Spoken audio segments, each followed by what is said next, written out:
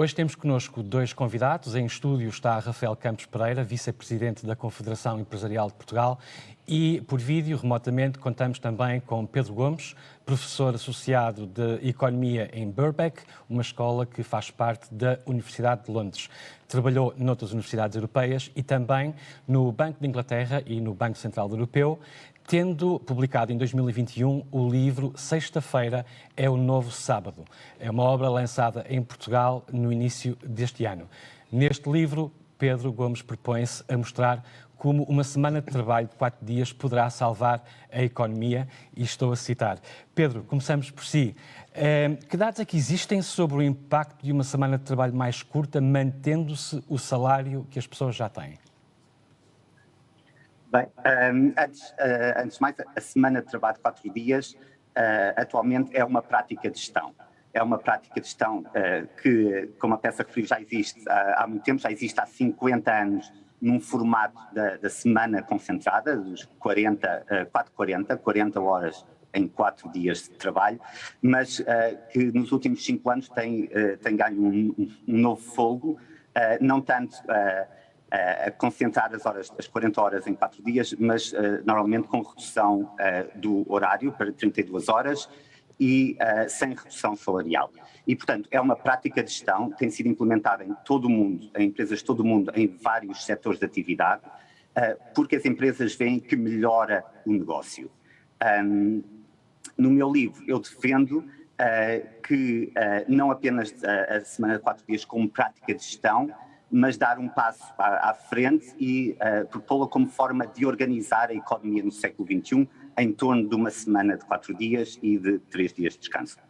Pedro, mas existem dados objetivos, a ciência económica ou a gestão já estudaram o impacto destas alterações nesta lógica, portanto 100% do salário, 80% do tempo, 100% de produtividade, que é no fundo aquilo que se está a falar. Existem dados objetivos que mostram que isto funciona, que não prejudica as empresas, que favorece a produtividade e que as economias ficam, como diz no livro, salvas? Portanto, primeiro é preciso distinguir. A economia é algo mais amplo que as próprias empresas. Envolve a procura agregada, a parte da produtividade das empresas, mas também a inovação, o mercado de trabalho, aspectos de economia política. Portanto, quando pensamos em economia, é preciso ter uma visão muito mais abrangente do que apenas a produtividade das empresas.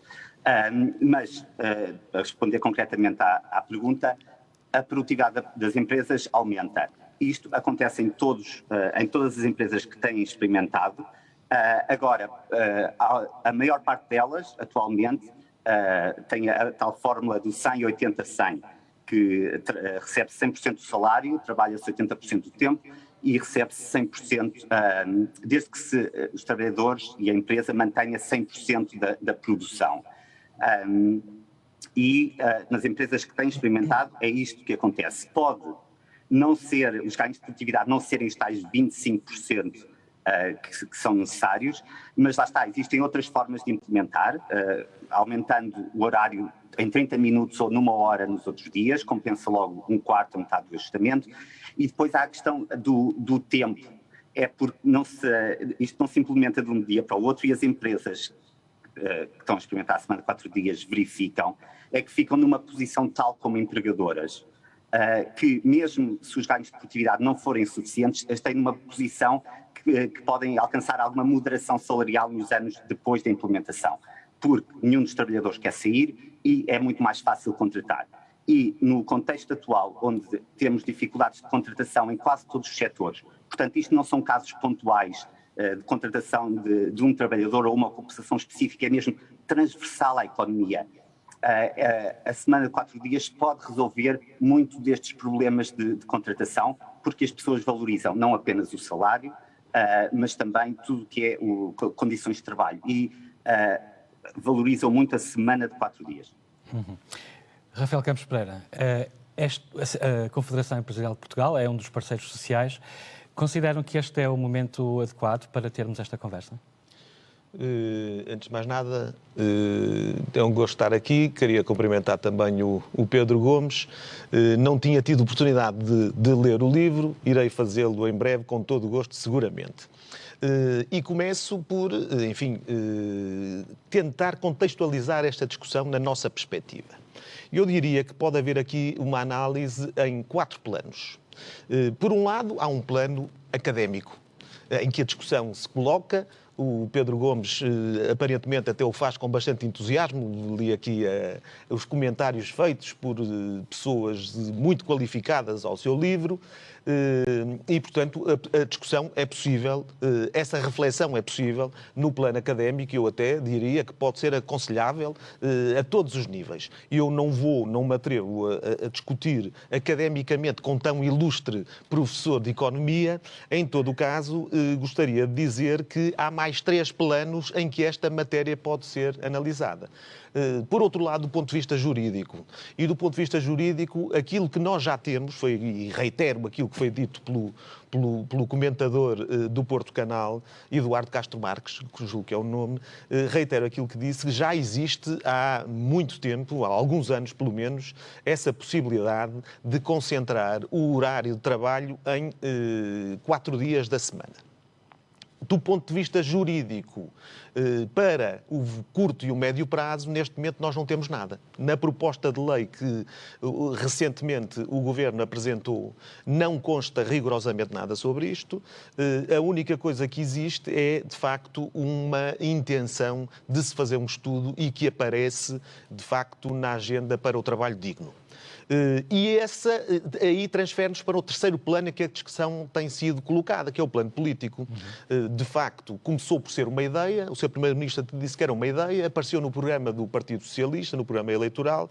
Entretanto, na discussão do orçamento para 2022, o LIVRE propôs a questão do estudo sobre a questão a semana de 4 dias e julgo que foi, enfim, a contrapartida da abstenção do LIVRE foi exatamente ter sido acolhida pelo Partido Socialista essa sugestão. E agora, de facto, aparece aqui na agenda para o trabalho digno.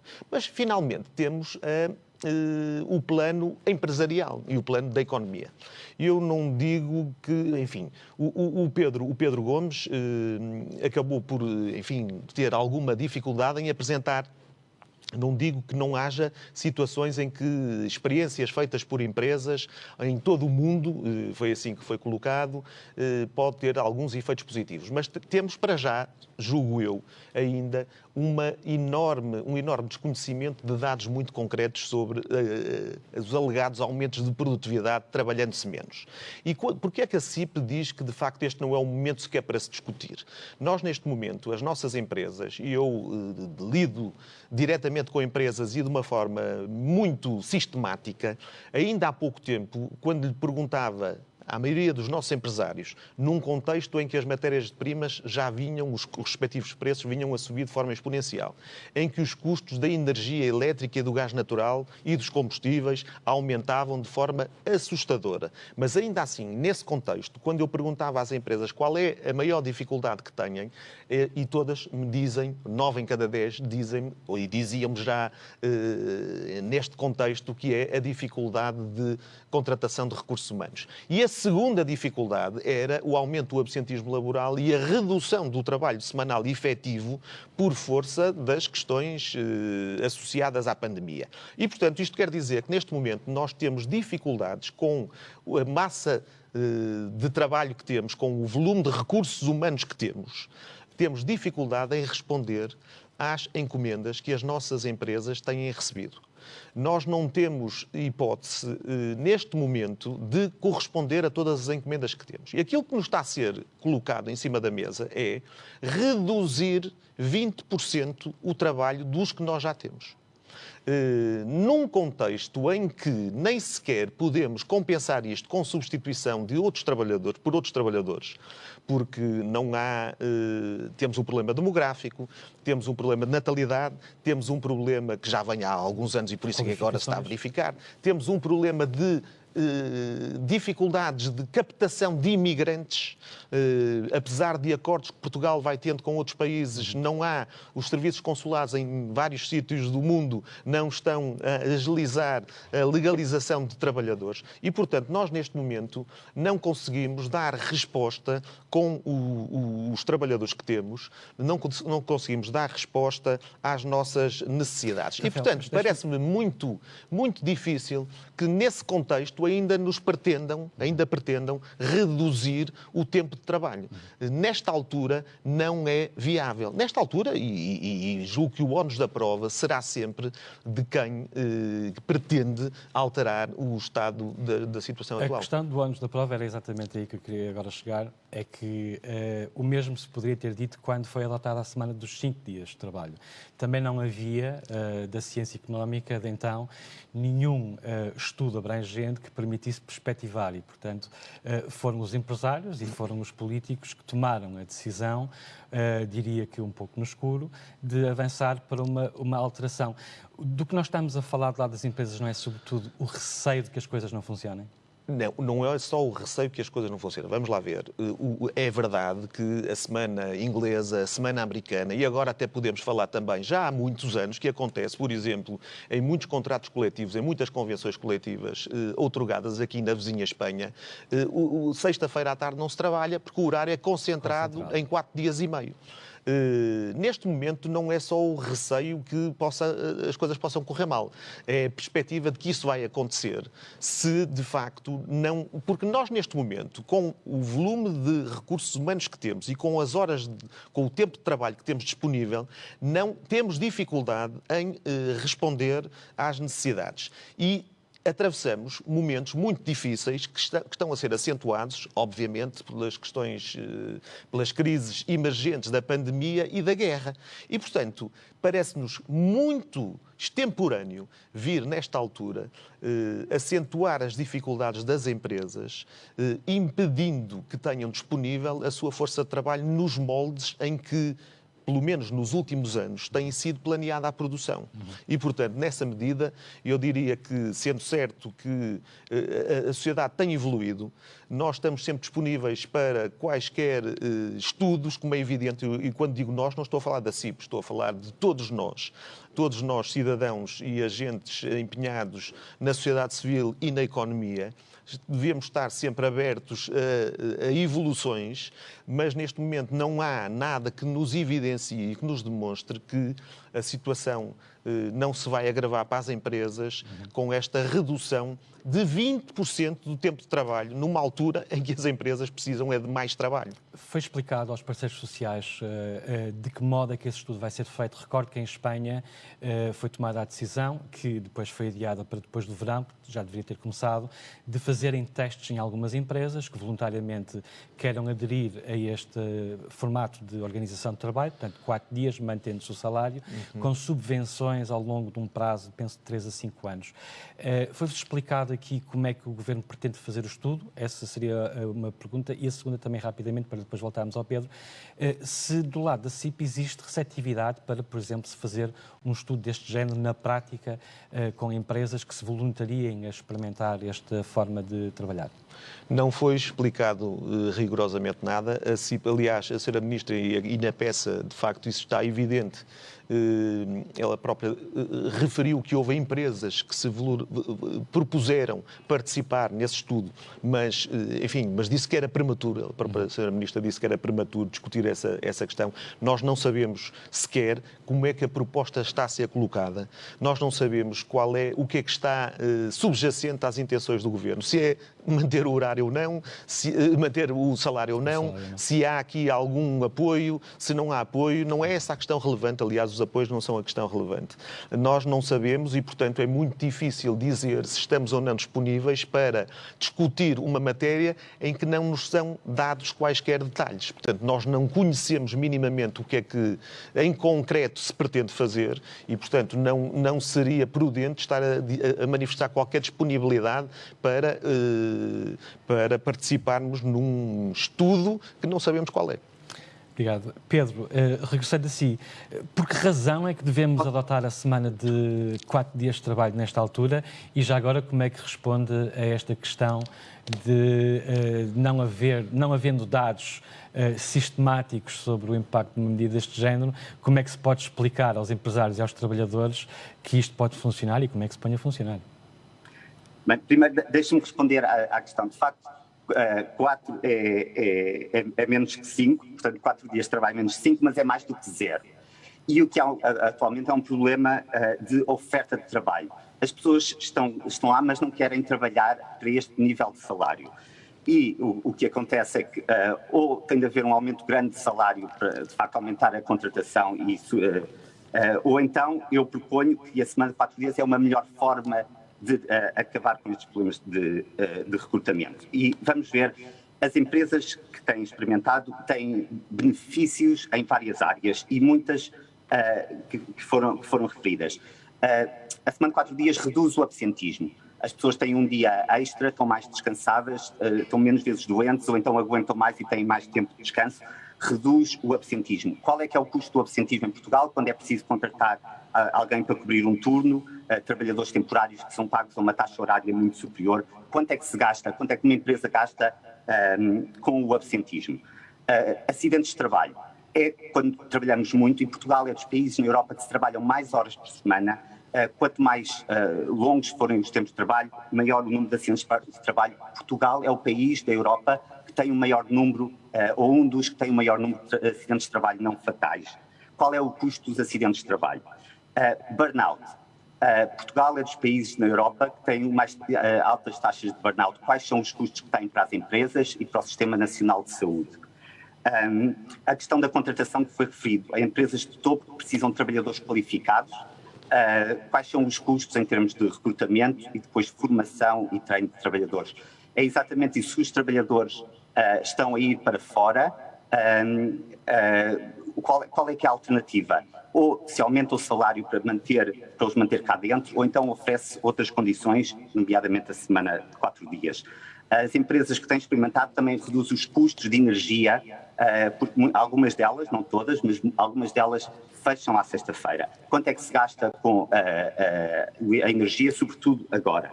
E, portanto, são estas poupanças que existem nas empresas, a todo este nível de recrutamento, de absentismo, de acidentes de trabalho, erros, por exemplo, em fábricas. Quais são os custos de erros no processo de produção? São peças defeituosas? Quais são os custos com peças defeituosas nas fábricas do têxtil em Portugal, por exemplo? E lá está, estudar a semana de trabalho de 4 dias implica testá-la dentro das empresas, não tem de ser de forma permanente durante 1 mês, 2 meses, para ver os ganhos que existem na empresa nestas várias dimensões. E lá fora, o que se tem feito são normalmente empresas mais pequenas, em que o gestor, o empresário, tem uma boa ideia da visão global da empresa e de todos os benefícios, das sinergias que traz. E é isso que é importante. São estas razões que tornam esta uma prática de gestão que tem sido utilizada e, portanto, de facto, eu sou um académico e, portanto, o meu conhecimento da economia portuguesa não é limitado, mas agora estar a rejeitar uma prática de gestão que tem sido implementada lá fora com sucesso, eu acho que não é um bom caminho. Vamos experimentá-la com uns meses, mesmo sem apoio do Estado, 1 mês, 2 meses, 3 meses, para ver quais são os benefícios. Deixa-me perguntar-lhe... E deixe-me terminar com outra pergunta, porque centrar o debate da semana de trabalho de 4 dias nesta questão das empresas é redutor. Deixe-me perguntar uma coisa, qual é que é a produtividade de um restaurante vazio? Ou de um hotel vazio? Ou de um cinema vazio?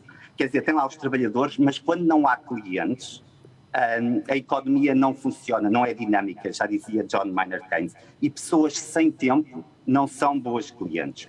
Um dos argumentos principais que eu proponho, que eu falo no livro, é que a semana de trabalho de 4 dias vai estimular a economia através da procura das indústrias de lazer, do turismo, da hotelaria e, em vez de nos concentrarmos nos custos, vamos tentar concentrar-nos nos benefícios que pode trazer a semana de trabalho de 4 dias. Obrigado, Pedro. Rafael Campos Pereira, quer reagir a esta questão? Qual Sim. é que é a produtividade das empresas quando Qual- os recursos são ociosos?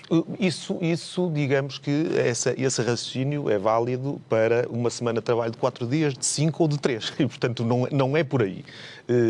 É evidente que... Eu julgo... Eu não sei se percebi o que é que o Pedro estava a dizer. Julgo que era a perspectiva, enfim, aumentando diminuindo o número de dias de trabalho, poderia dar mais margem para essas pessoas depois frequentarem hotéis, restaurantes, cinemas, etc.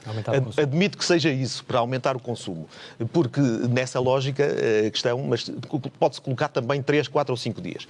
Tudo que o Pedro disse, e eu quando o qualifiquei como académico, não foi de forma nenhuma como crítica, pelo contrário. E, portanto, não é... E ele tem toda a legitimidade, aliás, era o que faltava, que ser académico fosse pejorativo. Não, pelo contrário. E, portanto, tem toda a legitimidade e para fomentar este tipo de discussões e de reflexões, e aliás é isso seguramente que é o seu modo de vida e a sua prioridade. E é o contributo que a sociedade espera dele. Agora, tudo que foi dito pode ser exatamente ao contrário. Enfim, há aqui algumas imprecisões. A questão do trabalho, dos acidentes de trabalho. Portugal não é seguramente o país com mais acidentes de trabalho, nem fatais nem não fatais. Está a meio da tabela. Mas há muitas outras questões que aqui podemos ver ao contrário. Este é só o início. A questão do... Rafael Campos Pereira tem que terminar. Mas é só um detalhe. Muitos trabalhadores, neste momento, muitas empresas, é obrigatório e é necessário, tendo em conta o volume de trabalhadores que temos, fazerem trabalho suplementar. E, portanto, nesta altura, há necessidade ainda em muitas empresas, e nomeadamente na indústria, na produção fabril, de se fazer trabalho suplementar. Porque nem os que estão agora a trabalhar 5 dias são suficientes. Reduzir para 4 dias será uma discussão ainda muito mais complicada. Esta medida teria que contar com um período de transitório, de ajustamento. Aliás, o próprio Pedro escreve isso no livro, é a sugestão que deixamos.